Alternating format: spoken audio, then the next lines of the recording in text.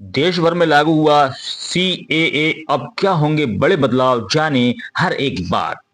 लोकसभा चुनाव से ठीक पहले केंद्र ने बड़ा दांव चल दिया है।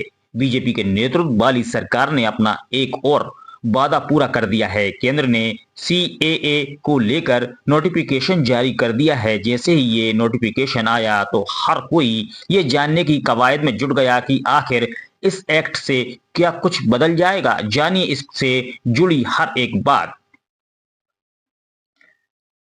मोदी सरकार ने देश में नागरिक संशोधन कानून सीएए की अधिसूचना जारी कर दी है। लोकसभा चुनाव बेहद करीब है। इससे ठीक पहले केंद्र ने ये बड़ा फैसला लिया है। सीएए के लागू होते ही बगैर दस्तावेज के अब पाकिस्तान, अफगानिस्तान, बांग्लादेश से आए हिंदुओं, सिखों, गैर मुस्लिमों को नागरिकता मिलेगी। सीएए को दिसंबर 2019 में संसद के दोनों सदनों में पास कर दिया गया था। बाद में इसे राष्ट्रपति की मंजूरी भी मिल गई थी। हालांकि इसके खिलाफ देश के कई हिस्सों में विरोध प्रदर्शन शुरू हो गए थे। इसी के चलते अब तक ये कानून लागू नहीं हो सका था। 11 मार्च की शाम को सरकार ने इसकी अधिसूचना जारी कर दी है। सीएए लागू किए जाने के बाद हर किसी के मन में सवाल यही है कि आखिर इससे क्या बदलाव होंगे। तो आइए जानते हैं।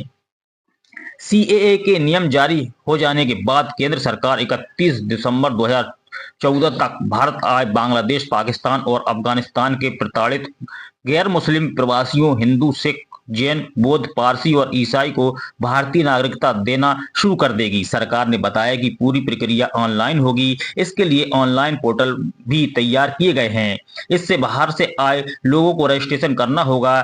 ये भी बताना होगा कि उन्होंने भारत में एंट्री कब ली थी। इसके बाद जरूरी जांच पड़ताल की जाएगी और फिर उन आवेदकों को नागरिकता मिल सकेगी। नागरिक संशोधन अधिनियम सीएए का उद्देश्य धार्मिक उत्पीड़ना के कारण भारत में शरण लेने वाले व्यक्तियों की रक्षा करना है।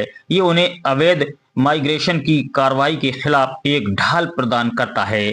सीएए में अफगानिस्तान, बांग्लादेश और पाकिस्तान से आए हिंदू, सिख, बौद्ध, जैन, पारसी और क्रिश्चियन धर्मों के प्रवासियों के लिए नागरिकता के नियम को आसान बनाया गया है।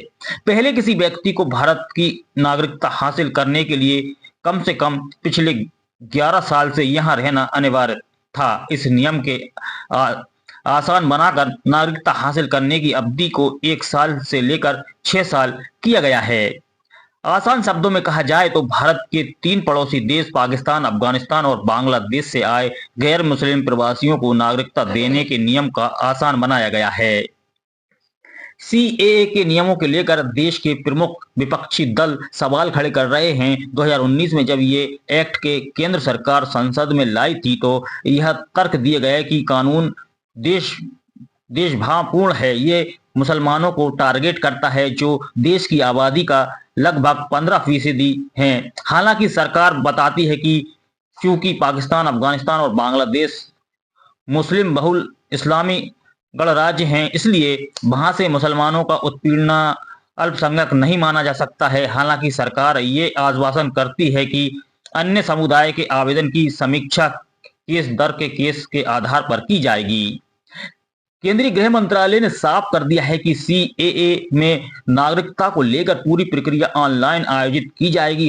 होम मिनिस्ट्री ने आवेदकों की सुविधा के लिए एक पोर्टल तैयार किया है जिसमें आवेदन करने वालों को ये बताना होगा कि आखिर उन्होंने बिना पूरे डॉक्यूमेंट्स के भारत में कब प्रवेश किया। उन्हें इसकी पूरी जानकारी देनी होगी। हालांकि इस दौरान आवेदकों से कोई दस्तावेज नहीं मांगा जाएगा।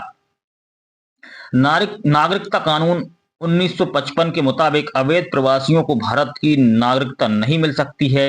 इस कानून के तहत उन लोगों को अवैध प्रवासी माना गया है जो भारत में वैध यात्रा दस्तावेज जैसे पासपोर्ट और वीजा के बगैर घुस आए हों। ये फिर वैध दस्तावेज के साथ तो भारत तो आए हैं, लेकिन उसमें दी गई अवधि से ज्यादा समय तक यहाँ रुक गए हैं।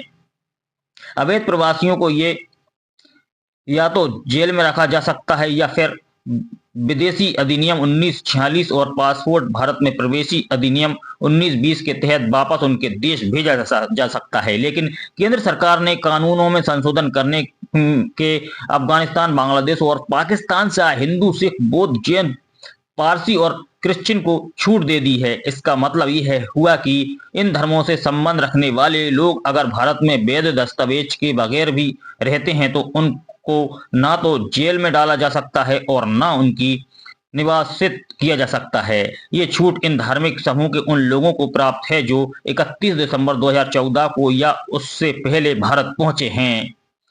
ऐसे ही बता दें कि सीएए लगभग 4 साल पहले संसद से पास हो गया था। संसदीय प्रक्रिया में मैनुअल में बताए गए दिशा निर्देशों के अनुसार किसी भी कानून के लिए नियम राष्ट्रपति की सहमति से 6 महीने के भीतर तैयार किए जाने चाहिए या फिर संसद के दोनों सदनों की अधीन विधान समितियों से विस्तार की मांग की जाना चाहिए। 2020 से गृह मंत्रालय संसदीय समिति से नियमित अंतराल से एक्सटेंशन लेता रहा है। हालांकि दिसंबर 2023 में ही केंद्रीय गृह मंत्री अमित शाह ने इस बात पर जोर दिया कि सीएए को लागू करने से कोई नहीं रोक सकता क्योंकि यह देश का कानून है। उन्होंने ये भी कहा है कि सीएए लागू करना बीजेपी की प्रतिबद्धता थी। हालांकि अब सीएए अधिसूचना की टाइमिंग पर विपक्ष सवाल इसलिए उठा रहा है क्योंकि जल्द ही लोकसभा चुनाव की घोषणा होने वाली है। इसके बाद आदर्श आचार संहिता लागू हो जाएगी।